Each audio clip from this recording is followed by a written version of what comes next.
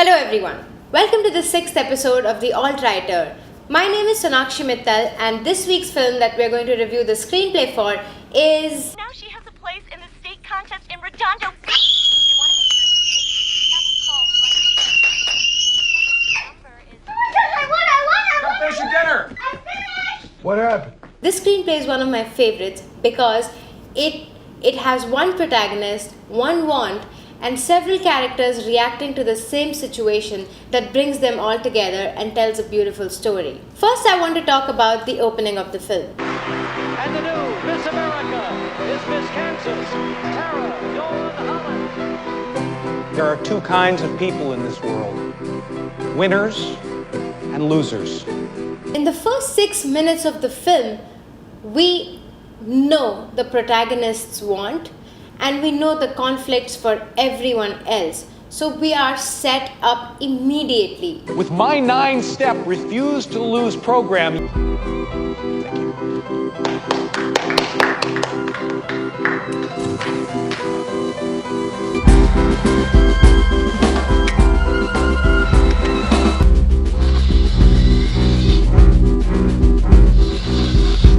you. In your house, keep them secure. I prefer to keep them, but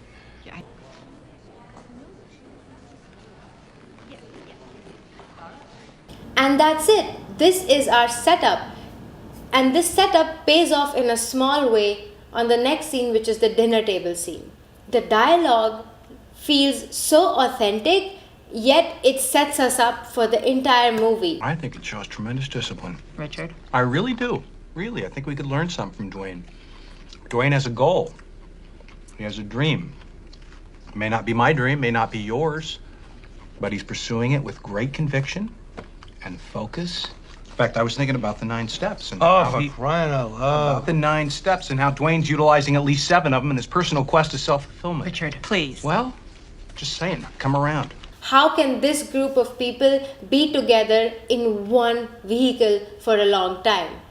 We're already set up, we already want to know what's going to happen because we know shit is going to go down. When I talk about the dialogues in the dinner table scene, look how authentic they sound, but how they set us up for each character. So, this dinner table scene sets us up for a lot of charactericities that's going to pay off later in the film. And then in the next scene, we cut to the bus ride and we have our first fight, which is the dinner table scene paying off and also telling us what we can expect through the entire trip. Fuck a lot of women, Dwayne. Hey. Not just one woman. Dad. A lot of women. That's enough, right? Are you getting any?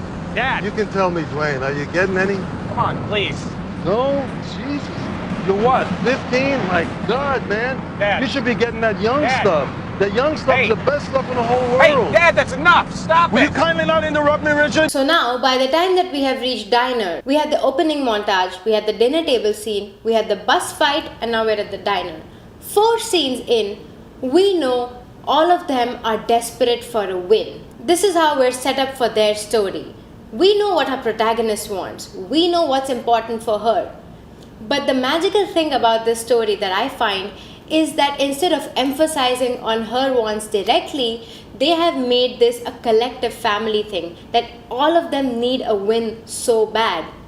And the fact that despite all this, they're traveling so far for their daughter's show shows that the stakes are already high for her.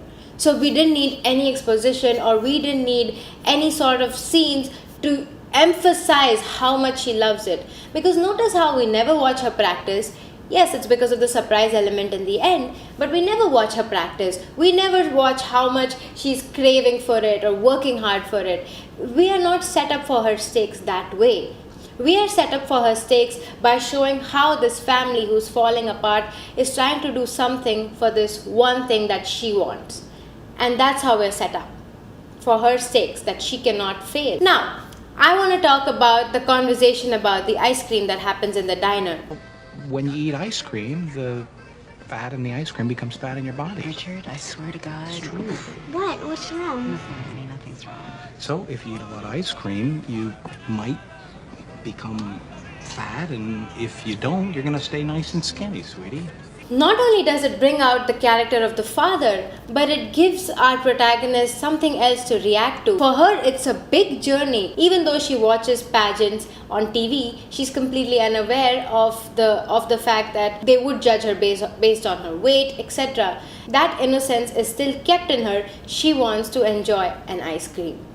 And this very clash becomes such a beautiful moment in the movie in the beginning, and it pays off so well when she asks a pageant winner, do you eat ice cream?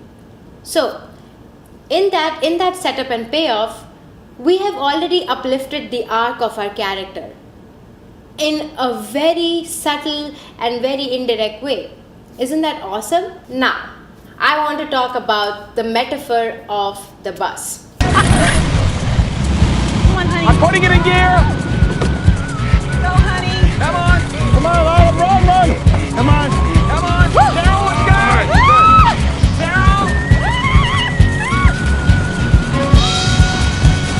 All of them are struggling, going through a lot, but they're all in this together to push one thing, which is essentially their life.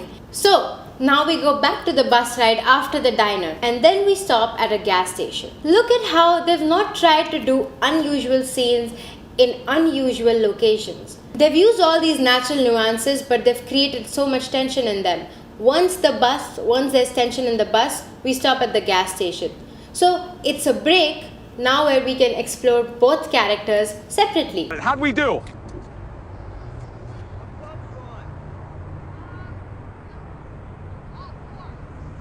So he talks about being a loser. Boom, he is a loser right now. Then we go to Frank. Oh my God, how are you? I thought you were going to be in Santa Fe for the conference. I was looking for you. Aren't you supposed to be in New Haven? So what just happened? We set up a certain amount of tension, and then we paid it off by these two characters being in their own problems, dealing with it, coming back to the car. And it all feels so natural. It doesn't feel like this particular gas station scene happened because both of them needed to face their issues or something. It seems like it's a part of what's happening to them. It just flows.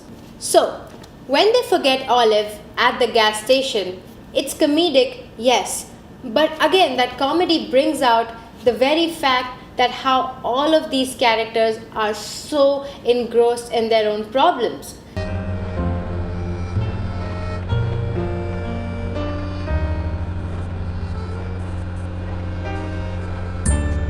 Where's Olive? Now I want to talk about how Olive is suddenly afraid of failure. I don't want to be a loser. You're not a loser. Where'd you get the idea you're a loser? Because Dad hates losers. Whoa. So everyone needs a win. All of them are so boggled with failure right now. They're afraid of it. They're going through it. It's all showcased and highlighted in Olive. And she ends up fearing failure too. That's not what we want, because she's the one person in the family who is carefree right now. And we want that. Go that way. Come on.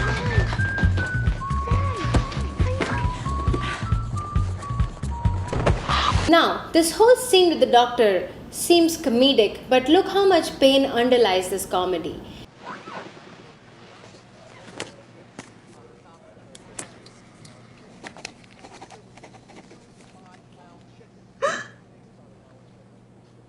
I want to talk about the setup so far. We have been set up for their failures so well. Right before the scene where the grandfather dies, the father has lost majorly. He is now a loser. Now, we can totally understand their choice of running away with the body, and it doesn't seem insensitive at all, because look how we've been set up for their desperation in order to fulfill one person's wish, because all of their hopes have been shattered. This is what I love about this film, how each scene pays off in the next scene and sets us up for the next scene. Also, look how organically Dwayne finds out that he's colorblind. The only person who will still be playing around or looking around is Olive, because she still doesn't know the concept of death and losing someone. So she's collecting pamphlets, etc., eye tests, etc., She's the only person who will do that. Everyone else is either mourning or tensed, etc. So she collects it, and later in the car, It's an egg. Can't you see it? Right there. It's bright green.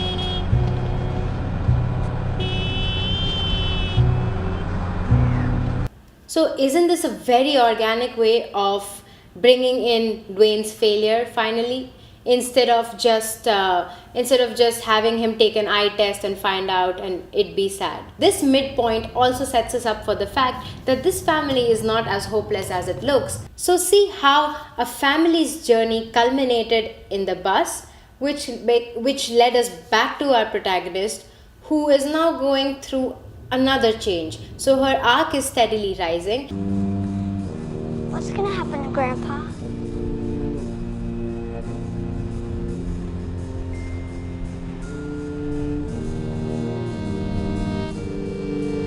Not only is our family's story being uplifted, our protagonist is also being uplifted, and her story is also being uplifted. So now we are set up with their frustration, with their failure, with everything, and now when we reach the climax, which is where they enter the pageant, we are all set. Please. You don't know what we've been through. We know exactly what he means, because on this roller coaster journey, we have felt for them. And that's all because of the setup. The time they took to set up their frustration, their failure in each scene and pay it off is paying off well in the climax, which is, if you look at it, is a very simple scene. It's more simple than all the scenes we've seen so far. All the other scenes have been so complex. They've been dealing with each family member's problems. But the climax is just about Olive.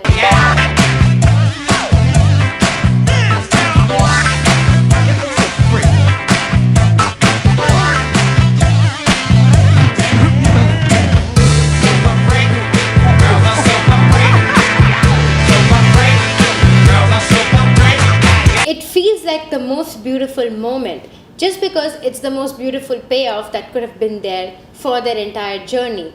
They've seen so much suffering and failure so far. They don't want Olive to become one of them. They don't want her to lose hope. They don't want her to experience failure, because they know later in life failure awaits her. She is going to go through a lot of painful moments.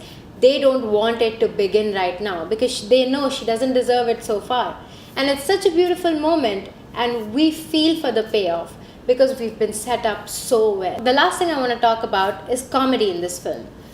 If you look at the comedic scenes in this film, you'll realize that the comedy comes from pure pain. We see Olive's father is calling her fat. Here's your ice cream. A la Modi, right? Boom, the waitress brings ice cream. And all of us snicker a little bit. That's not comedic, but we laugh because it is coming from a very painful moment and a very problematic moment. Then we have Frank, who's buying porn. He bumps into his reason for committing suicide. So,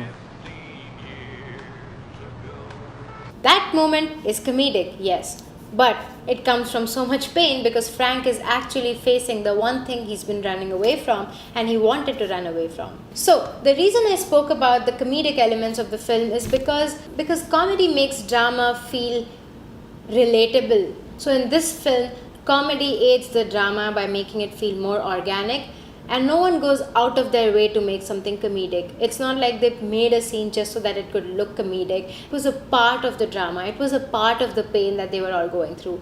That's what made the comedy aid the drama. And that's again something I love about this film. That's it for today, guys. Thank you so much for watching. I hope this explanation helped you, right? Just like it helped me. And if you liked it, please subscribe to my channel so you can be notified when I make new videos every week. And hope to see you soon again. Bye-bye.